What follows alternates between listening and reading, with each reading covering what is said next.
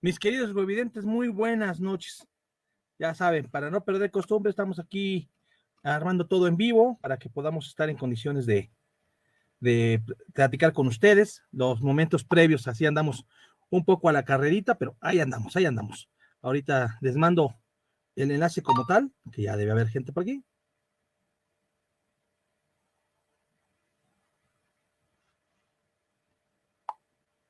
Ahí está enviado. Ya tenemos a alguien que nos está viendo, no sabemos todavía quién sea, pero ya tenemos a alguien aquí mirándonos. Acomodémonos un poquito para que ya podamos comenzar nuestro programa del día de hoy. Ya saben ustedes que de repente andamos aquí entre que sí son unos, que sí son otros, que sí fue, que sí vino y que creo que ya me equivoqué de gente. Bueno, tenemos que pasó por aquí. A ver, a ver, a ver, a ver.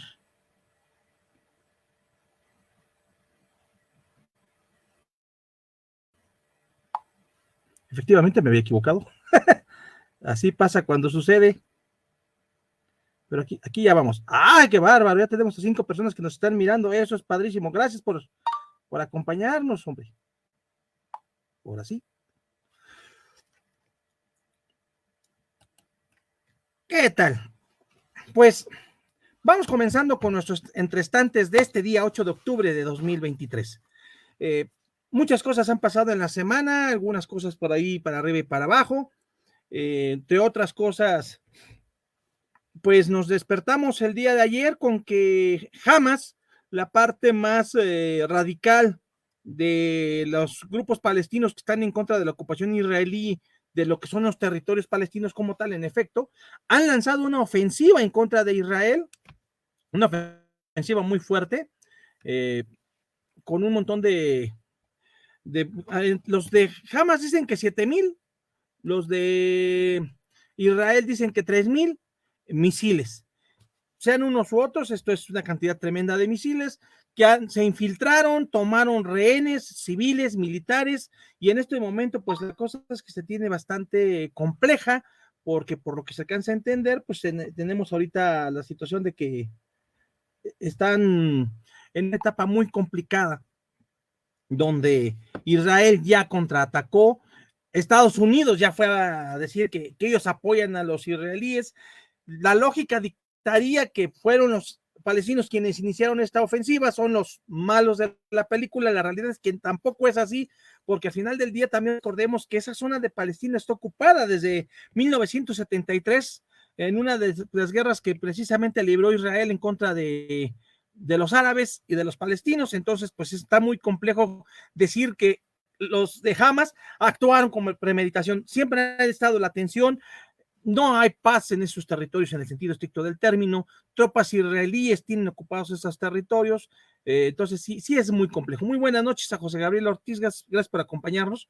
Pues es muy complejo en este momento atreverse a decir que fueron unos o fueron otros, o que unos tienen más razón que otros. Entonces sí, pues en este momento es complejo. Obviamente, pues la intención es que haya verdaderamente paz y que no existan estas situaciones, pero pues en el corto plazo no se ve tan sencillo que esto suceda. Entonces, pues ahí está. En el terreno doméstico, bueno, pues la semana comenzó con una advertencia del INE para que el presidente bajara su comunicado de que este programa no era para su cortinilla extra que puso en las mañaneras hace 2 semanas. El INE ordenó que cada que iniciara las mañaneras del presidente se pusiera un aviso de que ese programa no era para hacer propaganda, ni era para hacer proselitismo, ni era para hacer uso de recursos públicos para impulsar algún candidato, etcétera, etcétera. A regañadientes aceptó poner este aviso, pero a renglón seguido puso: si es usted conservador, no ve este programa porque le va a dar un chorro de problemas, ¿no? El INE le dijo que bajara esa cortinilla, lo bajó, pero puso otra. Entonces, pues esto es tanta cosa. No, en el caso de la guerra de Israel, José Gabriel, tiene más que ver con el tema de la ocupación israelí en Palestina. Recordemos, grosso modo, para los que no tengan mucha noción, Israel no existía como nación a principios del siglo XX.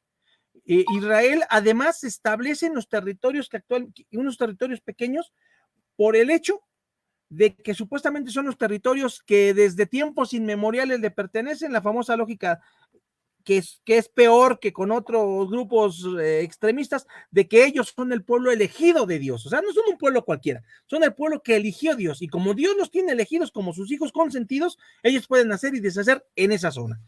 Entonces eso da origen a un movimiento que se le llama sionismo, que es el movimiento que impulsa el establecimiento de un Estado judío en las tierras de lo que es Palestina y lo que sería Israel.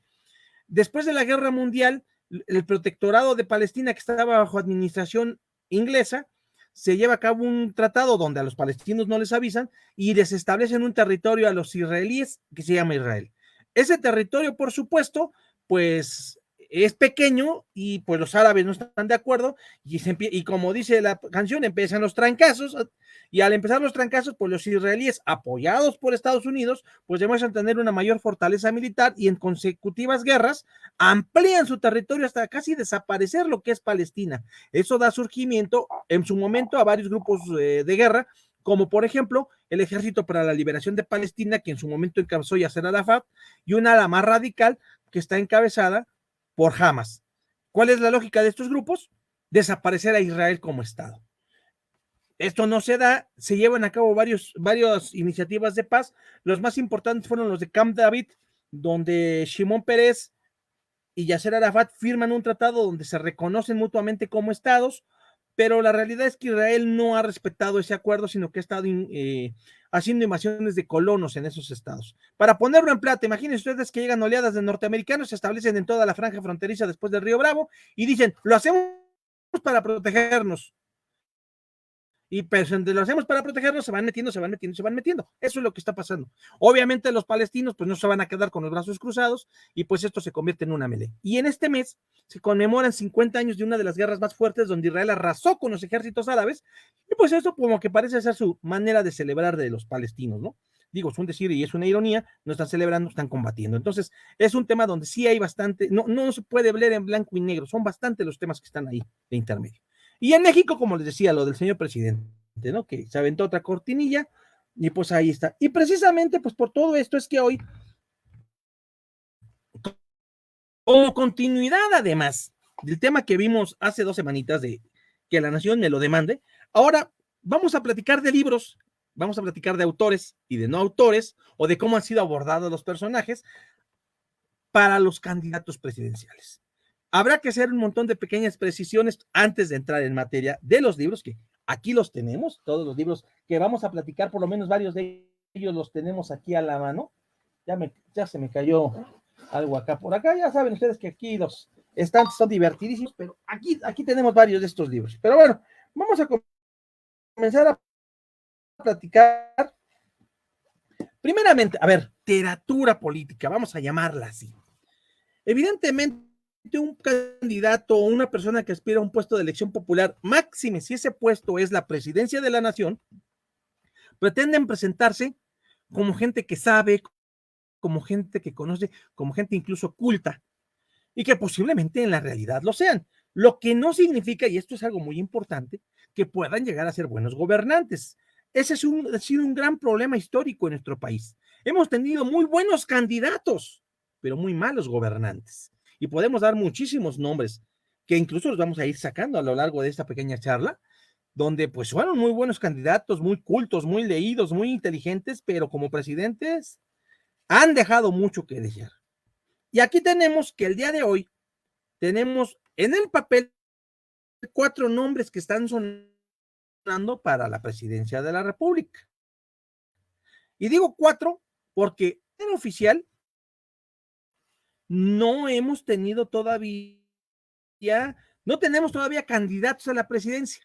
Recordemos que como Claudia Sheinbaum están colgadas de una figura que le llaman en el caso de Claudia, la defensa la protege. En el caso de Chile, coordinadora del Frente Amplio por México. Entonces, no es, ninguna de las dos es candidata todavía. Y en medio, o al otro extremo, tenemos a 2 hombres, que Samuel García, de Movimiento Ciudadano, y por ahí tenemos todavía en un limbo político muy extraño a Marcelo Ebrard. Y bueno, tenemos un montón de candidatos independientes, por lo menos dos muy conocidos. Eduardo Veras, autor de una película que se llama Grito de Libertad, que habla de un cuate que se dedica a rescatar niños. Y por el otro lado, tenemos a Ulises Ruiz, quien fuera gobernador de Oaxaca y que saliera del PRI, los tachara de esto y del otro, y pues se fue ya a registrar como precandidato independiente a la presidencia. Ellos sí son precandidatos todavía, Eduardo Verástegui y Ulises Ruiz. ¿Por qué? Porque deben reunir una cantidad de firmas equivalente al 2% del padrón electoral de aquí a mediados de enero. Y pues ellos dos y otros 7, porque el INE le dio el reconocimiento a 9 precandidatos. Ya lo habíamos medio comentado sobre el tema. Entonces, ¿qué está pasando ahorita? Entonces, todos los candidatos quieren lucirse, quieren mostrar sus prendas, su conocimiento, su sapiencia, o que otros escriban sobre lo importantes que son, los grandes que son. Nuevo. De hecho, en nuestros primeros 2 libros que podríamos platicar están estos dos. El caso de François Dosset, que el Departamento de Historia de la Universidad Iberoamericana publicó este libro. El arte de la biografía. El arte de la biografía es un estudio donde comienzan hablando que la biografía es una suerte de novela. Y además, ¿cómo vamos a estar seguros que es la vida de otros? Porque ahí, en el caso de los biografiados, también tenemos una cuestión. Si ustedes admiran a un personaje, bueno, me llegó un rumor del que Movimiento son los 2 hombres, ya que Marcelo no estuvo de acuerdo con la votación interna de Moreno. ¿Eso qué pasaría, profesor? Bueno, en este momento no hay candidatos en ningún partido. Incluso podría ocurrir que en el Frente Amplio por México y en Morena postularan a otro, porque en el papel no son candidatas. Digo, oficial, parece ser que lo van a hacer, pero podrían no serlo, porque legalmente aún no son los tiempos. Los tiempos para iniciar precampañas presidenciales arrancan entre el 15 y el 20 de noviembre de 2023. O sea, estamos a un mes todavía. 2. El Movimiento Ciudadano ya salió ya se dio a conocer el intento de convocatoria que será publicada a mediados de este mes y que los preregistros comenzarán el 3 de noviembre. Como Samuel, como usted mismo, si cumpliera con los requisitos, podría inscribirse como precandidato de Movimiento Ciudadano. Y bueno, pues ya estaríamos hablando de otros menesteres, ¿verdad? Entonces, ahí tendríamos ese primer tema, ese primer punto. ¿Está medio saltona mi señal? No, tampoco son precandidatas, licenciada Altamirano. Aún no se abren los registros para candidatos, luego entonces no hay candidatos ni precandidatos. Claudia Sheinbaum es la coordinadora de los comités de la 4T. Xóchitl Gálvez es la coordinadora del Frente Amplio por México. Punto. Vulgos están brincando la ley. Como dijera el estadista, no me vengan con el cuento de que la ley es la ley. Bueno, así están ellas. Avísenos, ahí avísenme cómo se está viendo esto, porque ya esto como que me están medio brincoteando, pero en fin. Entonces, cualquiera podría ser todavía en el papel, el que sea una coordinadora de los comités de la 4T y la otra coordinadora del Frente Amplio, virtualmente las hace precandidatas, pero aún oficialmente no lo son. Son ciudadanas que tienen una actividad honorífica, vamos a llamarlo así. Marcelo podría ser candidato de la 4T o del Frente Amplio por México, pero podría ser candidato por Movimiento Ciudadano si reúne la calidad. ¿Se queme internet? ¿Qué señor? No, o sea, a ver, acláreme eso, por favor. Quiero entender qué quiere decir que se ve bien el internet. Bueno, ahí está. Ahora, pues está tratando de escribir, de darse a conocer, de qué somos, de dónde estamos, qué fue y qué vino.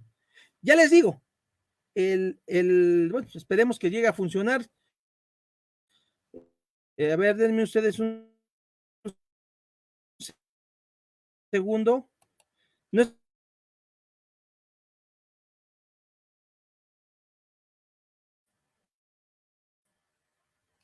Es que está lloviendo por acá y se pone peor el internet. Esperemos que logre ayudarnos a transmitir. Bueno, ¿qué está pasando? Ya nos dijo François Dosset de qué es la biografía. Eso aún no te lo podría contestar. Parece ser que la señora Sheinbaum tradujo toda la tesis al español, nada más. Pero eso tendría que definirlo el Comité de Ética de la UNAM. Pero vamos a hablar de libros y ya llegaremos a los plagios. ¿Qué es la biografía? Pues el quedar bien. El biógrafo finalmente trata de escribir sobre el biografiado, pero depende. Si su biografiado es alguien al que usted admira, pues va a escribir lo mejor que se pueda de él. Si es alguien a que usted no admira, va a sacar todo el lado oscuro. Y unos y otros tienen lo suyo.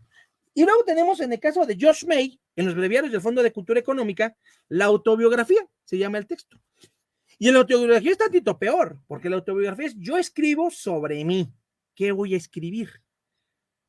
Ahí tenemos, por ejemplo, en las biografías tenemos estudios muy importantes sobre Winston Churchill, sobre Adolf Hitler, sobre Leon Trotsky.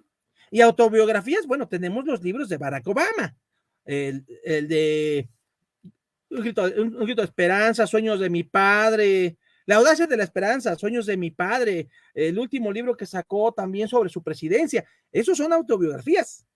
Y ahí, de alguna manera, tú vas a escribir para, para echarte flores, para quedar bien, para ajustar cuentas.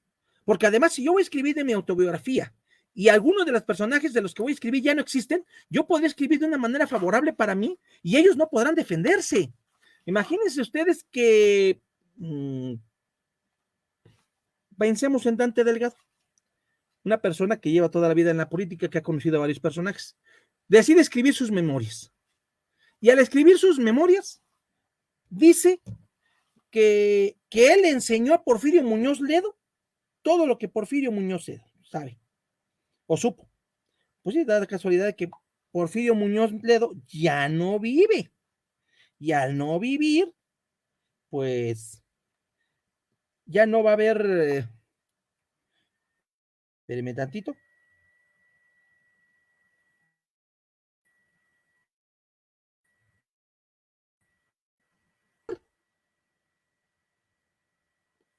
Ningún libro fue publicado para echarse tierra solo. Sin duda alguna, mi estimado Josué. Alguna vez usted y yo platicábamos sobre ese tema y por cierto que ya estamos avanzando en ese taller de cómo escribir y publicar sin morir en el intento, aunque va a tener otro título. ¿Recuerda usted ese tema? Claro que nadie va a escribir para echarse tierra. Incluso los personajes, por ejemplo, aquí en el estante de ustedes, en este que se ve por ahí, se alcanza a ver la escalera, tengo dos estantes llenos de obras sobre el general Lázaro Cárdenas, a quien yo admiro mucho. Entre ellos están los 4 tomos de sus apuntes.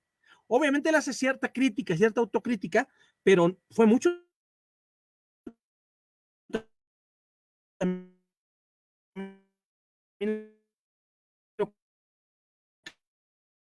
que desapareció. ¿Qué decía ahí? ¿Qué hablaba de los personajes? No lo sabemos. Bueno, pues precisamente, pero además, ojo. Ahí está.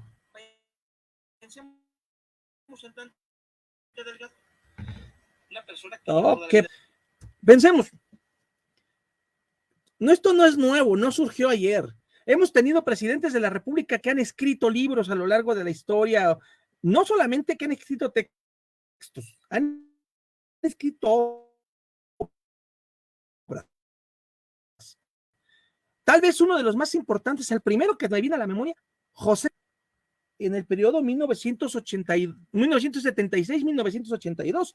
Él es descendiente de José López Portillo y Rojas, que fuera gobernador de Jalisco, que fuera miembro del gabinete conservador de Maximiliano.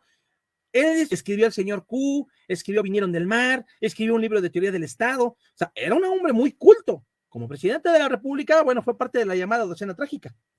Miguel de la Madrid tiene un libro que se llama El capítulo económico de la Constitución de 1917, un texto donde hace análisis profundo. Y bueno, pues, también el sexenio de la Madrid, ¿para qué les cuento? Y también tenemos a Carlos Salinas de Gortari, que tiene un ladrillote que se llama México, el difícil paso a la modernidad, que es un ladrillo de este pelo, y ahí lo tenemos también. Y también tiene otros libros que se llama De Frontera y, y, y Mares, y ladrillote que se llama Camasado. Entonces, ellos han escrito, y por supuesto,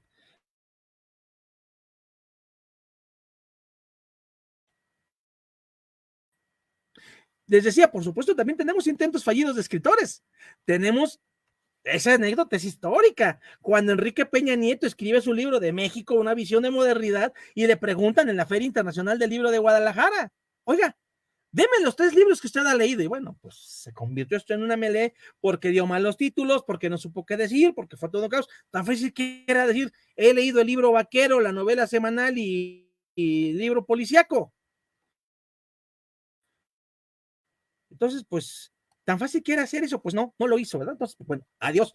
Y quien de plano sí se fue hasta la pared de enfrente con esos menesteres fue Mitt, José Antonio Mitt, el que fuera candidato del PRI a la presidencia de la República en 2018, que en un programa con Denise Dresser y con otros periodistas dice, no, ya tengo un libro escrito. ¿Y cómo se llama? No sé, ¿cómo que no sabes si es tu libro? Y sale con su justificación de, bueno, es que yo le puse un título, pero el editorial se lo van a cambiar.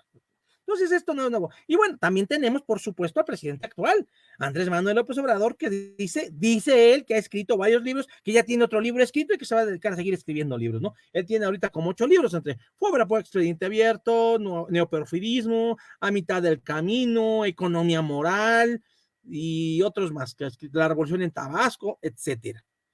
Entonces, ¿qué buscan nuestros candidatos cuando quieren escribir o nuestros precandidatos? Pues muchas cosas. Un poco lo que está diciendo el compañero Josué Corona.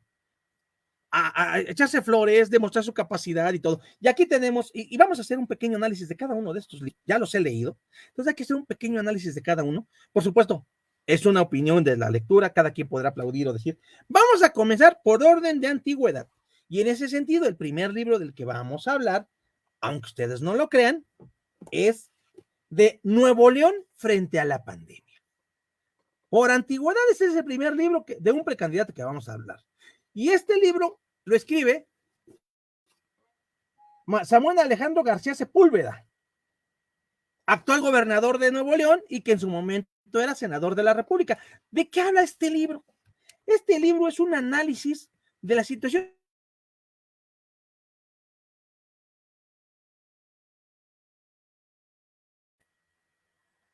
Están complotándonos. Este libro habla sobre la situación que guarda Nuevo León con relación al Pacto Federal.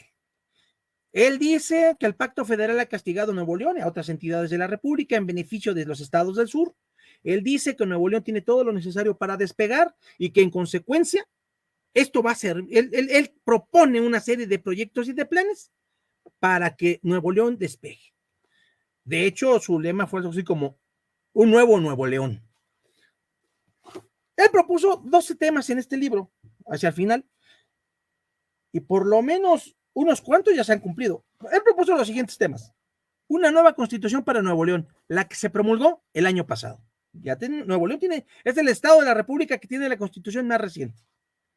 Un centro logístico del norte que sería un hub de aeropuerto, carreteras y trenes. Todavía no, pero ahí va. La carretera interserrana y la carretera La Gloria Colombia. ¿Qué creen? Ya se están construyendo. Plan hídrico. Nuevas presas, reuso y reciclaje de agua. Ya están terminando una presa.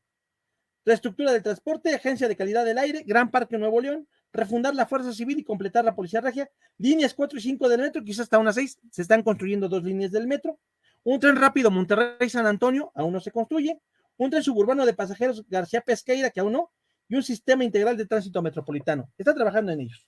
Pero además de lo anterior, Samuel García está publicando. Samuel ha publicado 4 libros. El último fue una propuesta de un nuevo pacto federal que publicó por Rúa. De hecho, si ustedes teclean en internet nuevo libro Samuel García para descargar, lo puso en línea para que quien lo quiera leer lo descargue.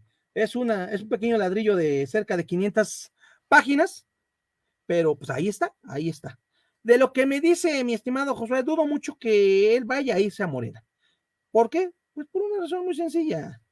En este momento le conviene más quedarse con Movimiento Ciudadano. Es más una estrella en ascenso de Movimiento Ciudadano que una posibilidad para Morena. No, a Morena no le interesa a él. Entonces, definitivamente es poco probable que ocurra esto. Lo ando tratando de encontrar, pero no lo encuentro. Creo que es este. Así está. Federalismo mexicano. ¿Qué tenemos y qué necesitamos para concretarlo realmente? Aquí está. Este es el nuevo libro de Samuel García Sepúlveda, ya como gobernador. 245 páginas. Esto lo pueden encontrar en internet de gratis para descargarlo. Él lo puso en línea. Después tenemos el libro. Bueno, el análisis de la portada no nos deja lugar. Un león sosteniendo el anverso de una moneda, que es el escudo de los Estados Unidos mexicanos, y en medio por la cepa del cobicho, a cómo iba descendiendo. Entonces, pues es un libro donde le damos todo el peso a la obra, no al personaje que lo escribe. Aquí mismo, la portada de este libro, pues todo es una portada impersonal, institucional, etcétera. Viene Marcelo Ebrard. Marcelo Ebrard escribe, eso dice él, El Camino de México.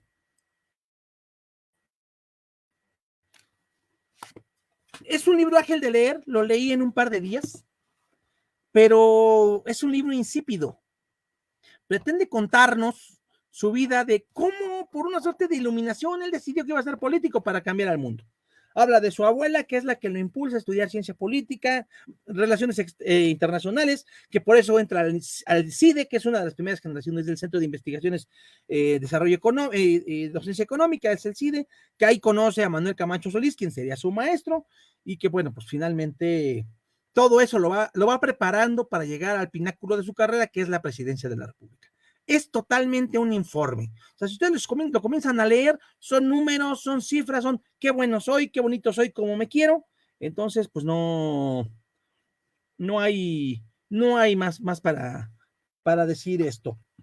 En el caso de, hay tarjetas informativas, etcétera. Hay fotografías, se luce cómo está él allá. La portada, vean ustedes, es él en un primerísimo plano. Y bueno, pues finalmente es un libro donde, pues él es el personaje, él es la persona, él es el que está en primera voz. En consecuencia, pues se trata de eso. Vamos a hablar del siguiente, la división de Mancera y Claudia, una táctica de Morena o simple berrinche. Pues yo creo que ni lo uno ni lo otro, simple y sencillamente Morena y PRD pues tomaron caminos diferentes y eso los coloca en un camino distinto. Y obviamente tampoco se van a meter en Honduras, porque de lo que voy a hablar ahorita que analicemos el libro de Claudia Sheinbaum, pues también tiene cola que le pisen a Mancera, pero vámonos con eso. El siguiente libro lo escribe, este es un libro escrito, es una biografía que escribe un tercero, Arturo Cano, Claudia Sheinbaum, presidenta. Es un libro donde verdaderamente es como ella ninguna otra predestinada. Voy a decir una frase que puede sonar bastante políticamente incorrecto por tratarse de una persona con el apellido, con un origen judío, pero lo escriben desde un punto de vista casi bíblico, casi de ese el patriarca, el profeta que estábamos esperando en las escrituras. Entonces, de eso habla este libro. Es un libro totalmente laudatorio. Hablan de una Claudia Sheinbaum que fue dirigente estudiantil de primera línea, que estuvo en la lucha desde el primer momento, cuando lucha contra Carpizo en la UNAM en el 88, que por su trabajo tan importante la llama Andrés Manuel. Vamos a hablar precisamente, por eso decía yo a Alfredo, habla de su tesis, que es una tesis que hace en una comunidad de Michoacán, que en Michoacán esa tesis era para crear estufas que fueran más sustentables, que no dañaran a las mujeres. Hoy se sabe, por un análisis que se hizo de la tesis, que todo el aspecto teórico fundamental es una traducción de una tesis de un autor norteamericano. Ella salió a decir que la fórmula, en efecto la fórmula, sí es de este autor norteamericano, que hacer una fórmula matemática, pues no tiene más que traerla ahí, pero que ella lo que hace es aplicarla al caso concreto. Si nosotros creyéramos lo que ella dice, pues no tendríamos tanto como, ¿cómo les diríamos nosotros? Tendríamos que aceptarlo.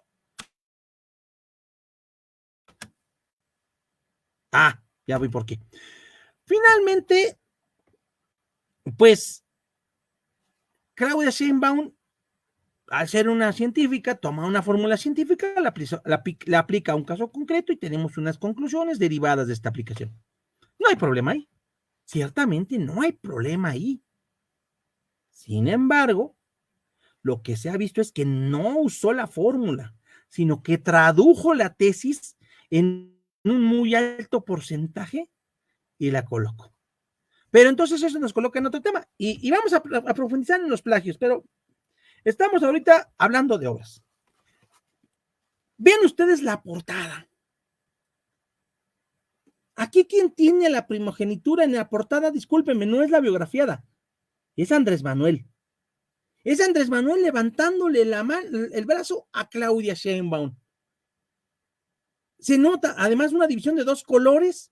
O sea, se ve perfectamente que son dos personas relativamente disociadas en el sentido de que una de ellas es la que está imponiendo o dando el triunfo o presentando en. O sea, le está levantando el brazo, pero tranquilamente la pudo haber levantado en el filo de una montaña con los dos brazos cantando Hakuna Matata. Así de simple, o sea, pudo haberla levantado y todo Morena haberles aplaudido en un evento. O sea, el bastón de mando se queda corto con esta fotografía. ¿Y qué creen? Que con el problema vamos topados, Sancho, diría Don Quijote. Hay un punto, hay un tema donde estos dos se enfrentan. Ambos hablan del tema en sus libros. Bueno, él habla y a ella le preguntan. ¿Alguien sabe de qué tema me refiero? Ahora sí que, como escuelita, ¿saben de qué estoy hablando? Imagínense ustedes de qué tema estoy hablando, que ambos se ocupan en sus obras. Los escucho, comenten, digan. Grupo de dos, no, eso es en la escuela. A ver, si verdaderamente nos están escuchando, comenten de qué tema común creen que los dos están hablando. No las encuestas, por supuesto. Cabe decir que ambos libros fueron escritos un poco antes de las encuestas. En el caso del de Claudia ya se sabía. En el caso de Marcelo, aún no. ¿De qué estamos hablando? Piénsenle. ¿Alguien? ¿Quién dijo yo? No, pues parece que como que no. Bueno. El tema. Miren ustedes. Bueno, en lo que me dicen que el tema, quiero mandar un saludo porque además aquí nos está escuchando a Luana Romero. ¿Quién es Luana Romero? Luana Romero es la coordinadora de Relaciones Internacionales del Instituto Iberoamericano de Compliance. ¿Qué es el compliance? El compliance es una rama del derecho que se encarga de verificar que las instituciones o las empresas estén en línea con todos sus trámites legales para evitar problemas.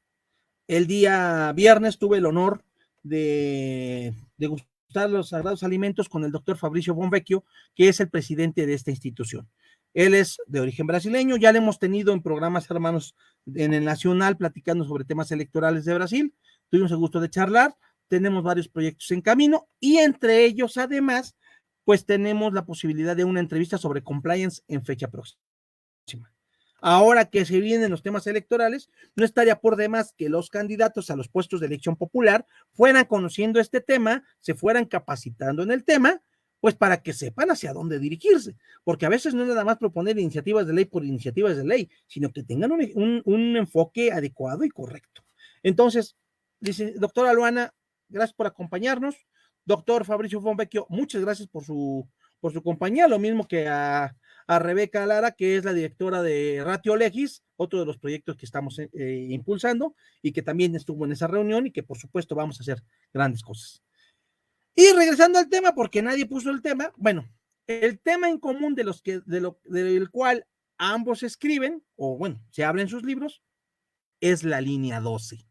La línea 12 finalmente fue un episodio de quiebre para todos los que están ahí involucrados. Mancera, Claudia, Marcelo, y aquí van las versiones de ambas partes, ustedes decidirán cuál es la correcta, porque evidentemente cada uno de ellos trata de aventar de tierra al otro. Marcelo Ebrard dice que la línea 12 fue construida con los más altos estándares de calidad, que todo lo que se fue haciendo tuvo una razón de ser, por ejemplo, que en su momento fuera un metro férreo y no un metro neumático, que esto implicaba un menor desgaste y gasto, que un metro que usa neumáticos gasta más dinero en el mantenimiento de esto que uno de rieles. Que las curvas, el desgaste es normal, que no tendría por qué haber mayor problema.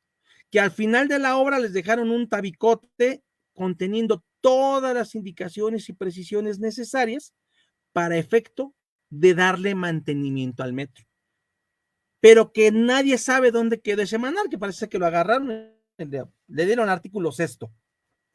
Que entonces lo que ocurrió en la línea 12 no es otra cosa más que una falta de mantenimiento. Y que eso entonces no es cosa de él, sino de los que lo siguieron. Le hace Miguel Ángel Mancera y Claudia Sheinbaum. Claudia Sheinbaum, al contrario, dice que el metro siempre ha recibido mantenimiento, pero que desde la misma construcción de la obra ya traía problemas. Que esto fue totalmente un asunto de cómo se construyó la obra y que en consecuencia no es responsabilidad de ella. Es decir, yo me lavo las manos, la culpa fue del otro. Ahí la historia decidirá o no sé quién. Pero sí. Y bueno, finalmente, no menos importante, tenemos que hablar de este libro. Este libro, desde la portada, es campechanísimo. Xóchitl, una mujer hecha a sí misma. Lo escribe Scarlett Lindero. Ven ustedes la portada es campechanísima. Es Xóchitl Gálvez llegando en bicicleta a inscribirse al Frente Amplio por México para ser su coordinadora. Aquí está. Es un libro bastante breve, lo leí en un día, 188 páginas. Me quedó a deber muchísimo. Es un libro del cual no puedo decir nada nuevo. Me habla de lo mismo, repite lo que ya se había dicho durante el tiempo en que estuvo bajo ataque del presidente, que vendió gelatinas, que se vino a la Ciudad de México a estudiar, que padeció mucho acoso, que logró superarse, que fundó una escuela, una empresa de tecnología que le permitió crear los edificios inteligentes, que Vicente Fox la llama para atender a los indígenas, que le va al Frustra Azul, si nadie es perfecto, pues ella ahí sí termina de patinar, que le va al Frustra Azul, que en fin, no hay, insisto, no hay nada nuevo en ese texto. Son los temas de los que ya se han ocupado los medios de comunicación y ella misma. Entonces, en ese sentido, pues sí, como que no hay tanto para profundizar. ¿Qué concluimos? Pues si creyéramos un poco en lo que está ahí escrito, amén de que lo hayan escrito no ellos, me parece que quien está más, ¿cómo lo diré? Apegado, tal vez es la palabra, y que está más apegado a una lógica es Samuel García, lo cual no significa que sea el mejor. Estamos hablando de textos en sentido estricto. El libro más pobre, para mi juicio, es el de Xóchitl.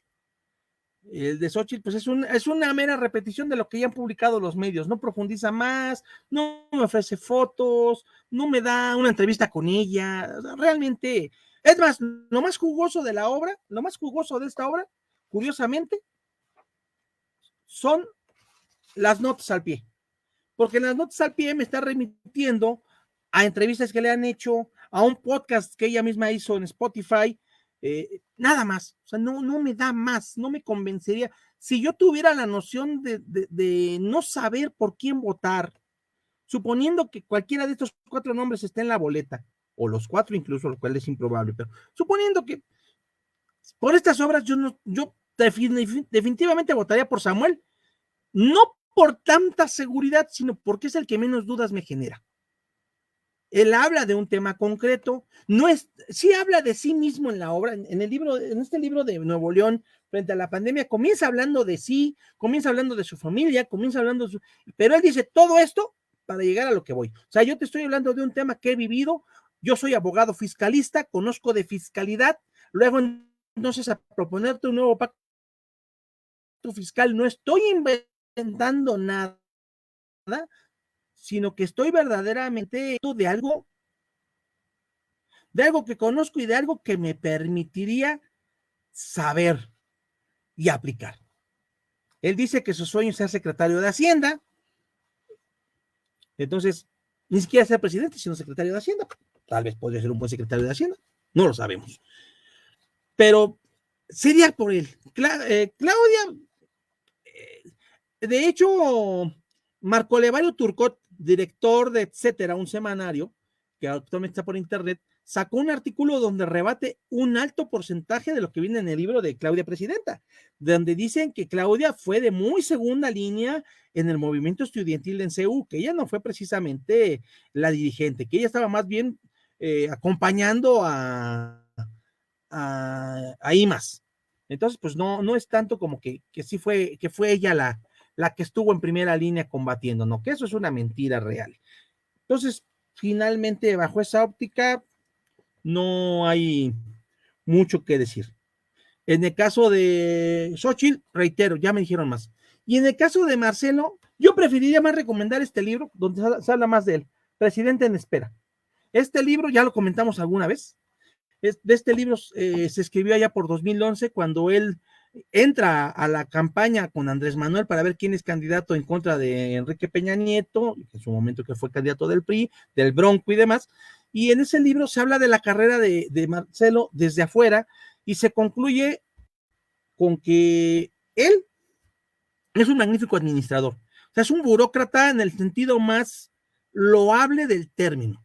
Burócrata es gobierno del escritorio. O sea, él sabe gobernar desde un escritorio, sabe actuar, sabe administrar procesos, sabe administrar recursos, sabe administrar personas.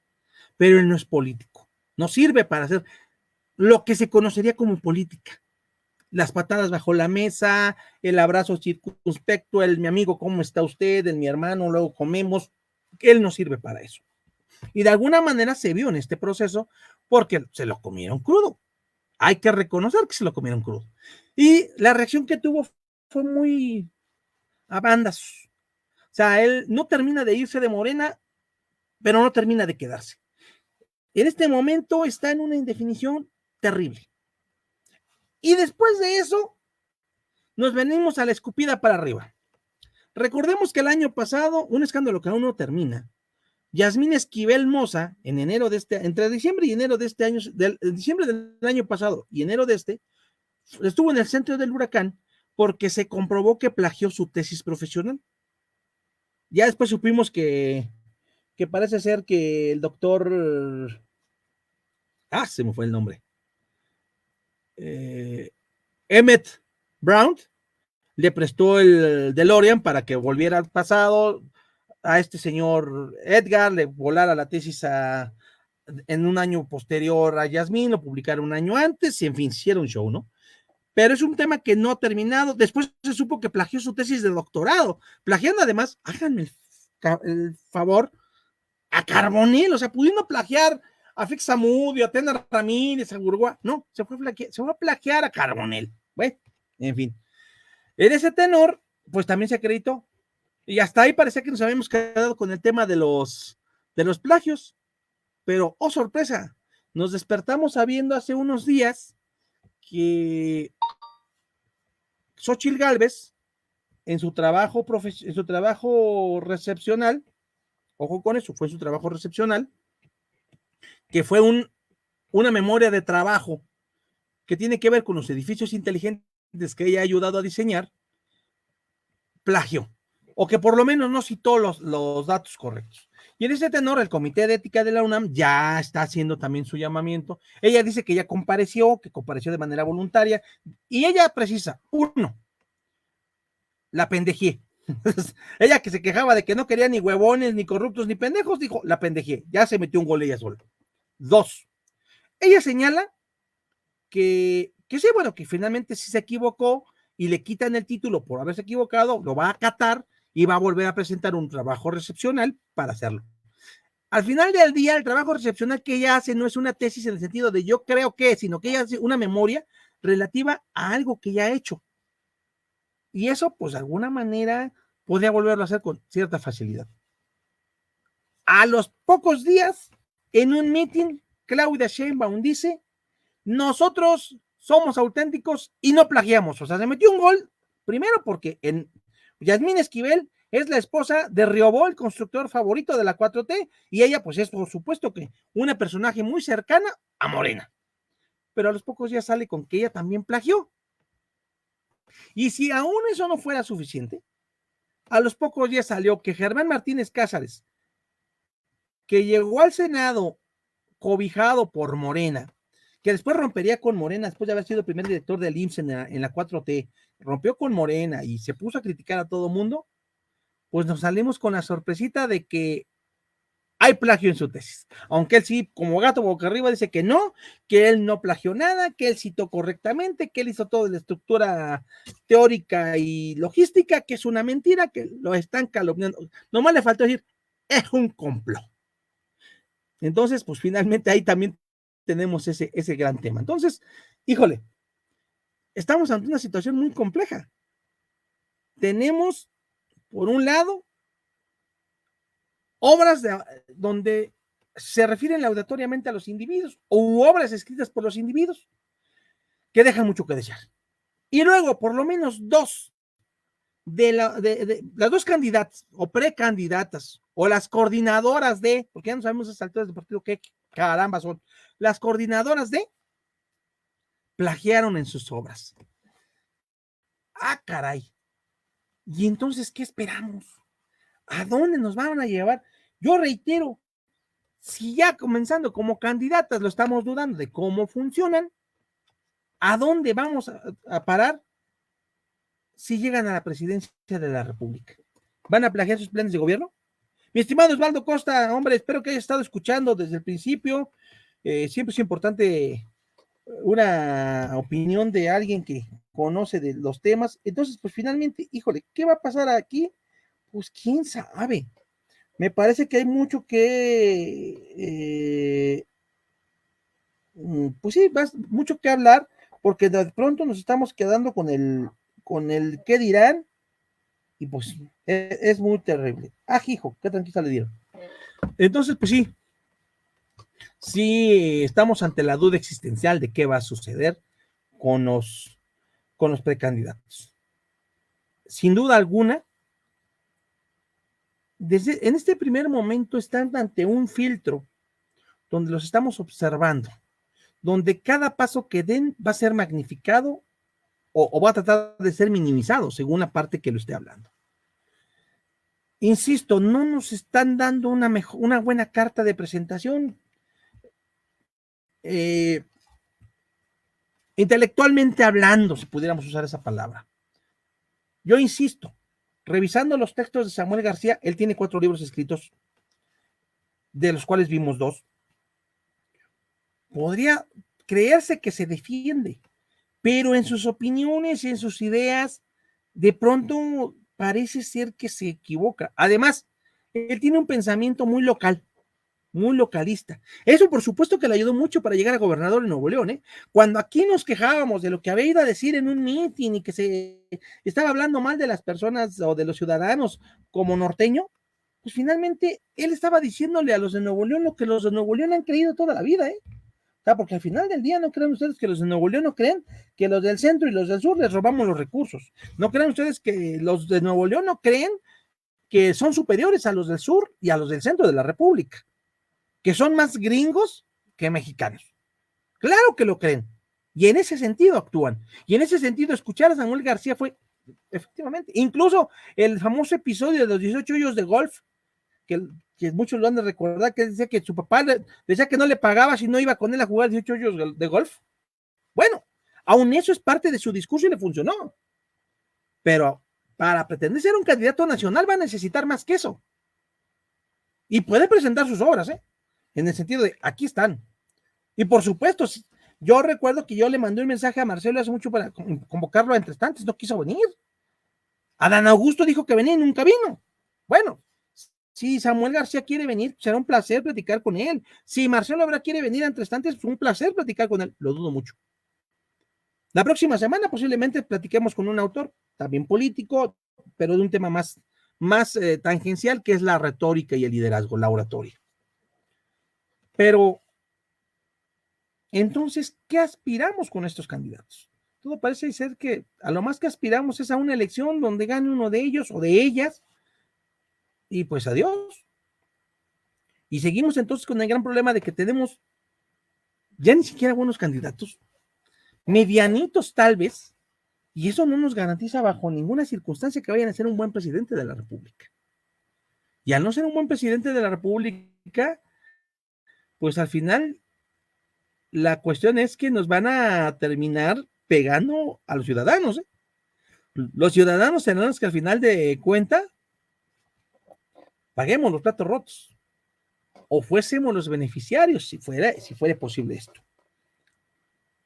Y en el discurso, además, y con esto voy a cerrar, que no tiene que ver con los libros, pero sí tiene que ver mucho con cómo estamos manejando en el discurso, diría Osvaldo Acosta, no tenemos buenos políticos, sino actores y simuladores, y nos dice Josué Corona, ¿crees que está asegurada una mujer como presidente?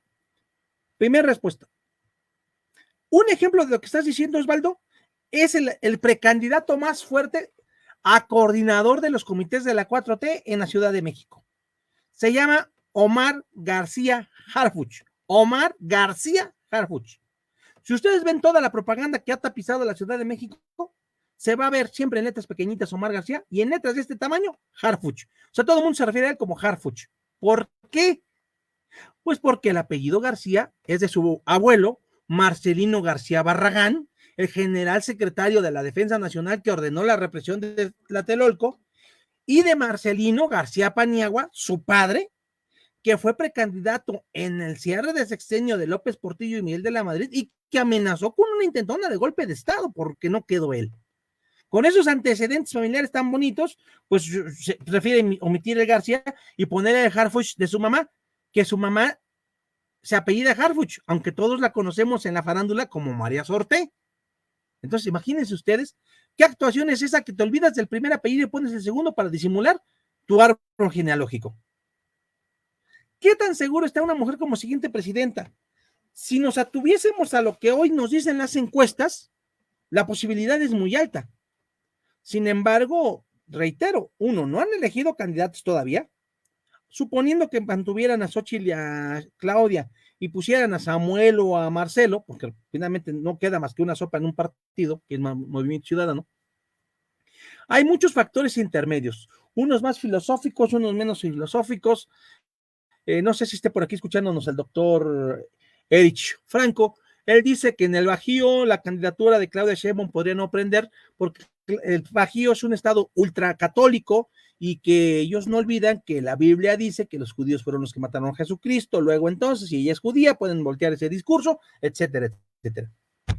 Entonces, y por el otro lado, también hay mucho varón, mucho hombre, mucho macho, que como que les levanta la ceja pensar que una mujer los mande. Entonces, si imagínate, si ellos no creen que su mujer les manda a lavar los platos, pues ahora imagínate que una mujer les mandara como presidenta de la República.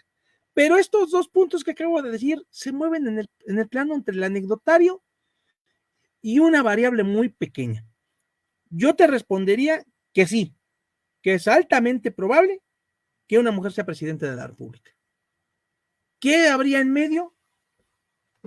Pues cosas que igual hoy no vemos, ¿no? O sea, no sé, tal vez el candidato hombre concite el voto masculino, esto se convierta en una guerra de sexos, que además, ojo, si aún eso ocurriera, hay más mujeres que hombres en el país. El porcentaje de mujeres actualmente anda como por el 55, 45 andamos, hay más mujeres que hombres. Entonces eso podría dar una posibilidad a que una mujer fuera la presidenta de la República muy alta. Pero no estoy, o sea, yo no podría asegurar al 1000%, pero pues por lo menos a un 90 sí podría asegurar que una mujer puede ser presidente de la República este sexenio. El INE acaba de ordenar que en las candidaturas que van a estar en juego el próximo año, que son 9, los partidos deben postular por lo menos a 5 mujeres por el tema del género. Entonces va a haber estados donde las candidatas sean mujeres todas, o estados donde haya candidatas mujeres, candidatos hombres. Entonces, pues este tema también de la igualdad de género, pues va a estar ahí muy, muy importante. Entonces, pues, quién sabe qué vaya a suceder en este camino. Todo está muy, muy en veremos. Así que, por sus obras los conoceréis, me parece que no. Me parece que sus libros no nos dan suficiente parámetro para saber quiénes van a ser. Y en consecuencia, yo lo único que puedo decirle a los ciudadanos es que aparte de leer los libros, analicen más, planteen más, y que el próximo 2 de junio de 2024, que además hay que ir a votar, sí o sí, pues den el voto en quien más confíen, llámese como se llame. Porque la única manera de o consolidar a los que quieren consolidar un proyecto o detener ese proyecto por lo que quisieran otros, va a ser con el voto. No puede ser de otra manera. Yo creo que hacia el final la contienda se va a cerrar a 2 candidatos o 2 candidatas. Todo depende. Yo no creo, no me imagino a uno de los 2 candidatos de oposición declinando a favor del otro, como hizo Alberto Castillo a favor de Cuauhtémoc Cárdenas en el 88. Se necesita una amplitud de miras que no sé si ellos la tengan. Pero sí creo que la elección va a estar muy cerrada hacia el 2024, porque ahorita finalmente no ha empezado como tal, ¿no? O sea, aun cuando ya están haciendo actos que pueden ser anticipados de campaña, aún no están. Entonces yo creo que esta obra llamada Elección Presidencial 2024 aún no está escrita. Apenas estamos en los prólogos. Apenas estamos dando la lista de los personajes, los escenarios del drama. Entonces no creo que ahorita tengamos la plena seguridad. Va a ser muy interesante. Yo los invito a seguir adelante el tema. Yo los invito, por supuesto, a que sigan entre estantes para que estemos al tanto, podamos entrevistar a candidatos, precandidatos. Las puertas están abiertas. Ustedes saben que tengo mi propia filia, pero si algún candidato de algún partido o algún interesado quiere venir a charlar con nosotros de temas y libros o de temas y plataformas, las puertas están más que abiertas, quien sea. Los adultos mayores serán manipulados nuevamente con su ayuda económica. ¿Cuándo no lo han sido, Osvaldo? A mí me consta que el PRD repartía tarjetas a diestra y siniestra. El PRI ha dado tarjetas rosas en el Estado de México. Me parece que eso se ha hecho toda la vida desde el poder. Y podremos decir, dijeron que no eran iguales. No, son peores, pero lo están haciendo. Entonces, me parece que lo que tendría que suceder, y tomando como parámetro lo que ocurrió en el Estado de México, es que va a ser una guerra de estructuras. Y en ese sentido, quien tenga mejor estructura va a ganar. Porque Morena también tiene mucha militancia o mucha gente, pero no tiene mucha estructura. Hay estados donde la estructura de Morena no existe. Y sí existe en cambio la del PRI. Y estados donde se está vaciando la estructura del PRI, pero que aún queda algo. Entonces va a ser muy interesante todo lo que vamos a mirar. Y también vamos a hablar de los temas a futuro. Y precisamente por eso esperamos invitar al doctor Fabricio Bombecchio para que hablemos del compliance, porque es importante hablar de ese tema. La cultura del cumplimiento y de la ética jurídica va a ser muy importante, porque la corrupción sigue estando ahí, ¿eh? Y de repente parece ser que las normas están hechas para brincar. Nada más que te cuento una cosa, Josué, la propuesta de más vacaciones, menos horas de trabajo y doble aguinaldo no la propuso Morena, la propuso Movimiento Ciudadano. De hecho, por eso pararon ahorita la propuesta de menos horas de aguinaldo y doble aguinaldo, porque la propuso Movimiento. Ya lo de las más días de vacaciones pasaron porque no quedaba de otra. Yo creo que no. Ahí va a ser mucho la comunicación y la difusión que se hagan de las cosas. Precisamente muchos no sabían que esta propuesta de más días de vacaciones la presentó Movimiento Ciudadano. ¿Que se aprobó con el voto de los partidos y los diputados? Sí. Bueno, el sistema de salud, mi amigo, es como el de Dinamarca, pero el de algo apesta en Dinamarca de Hamlet. Ya después salió a decir el mismo Marcelo Ebrard que no puede ser un sistema como en Dinamarca porque Dinamarca tiene menos pobladores. Entonces, ¿para qué me dijiste? Ustedes fueron los que me dijeron que iba a ser como Dinamarca. Me hubieran dicho el sistema va a ser como Timbuktu. Bueno, pues obviamente, pues me parece que sí se aproxima más, ¿no? Entonces, ahí, los temas ahí están. El verdadero tema de fondo en este momento es tú, yo, nosotros ciudadanos, ¿qué vamos a hacer? Ese es el tema, mi querido Osvaldo, y ese es el tema más importante de aquel 2024. Mientras tanto, me parece que por sus libros no los conoceremos, aunque nos podrían dar una idea aproximada de lo que puede suceder. Y bueno, pues por hoy, siendo las 10:34, no me resta más que decirles buenas noches, buenos días, buenas tardes, dependiendo dónde y a qué horas nos escuchen. Los invito el próximo sábado a que sigamos en estos estantes hablando de obras, hablando de libros. Pero mientras tanto, muchas gracias, buenas noches, hasta pronto.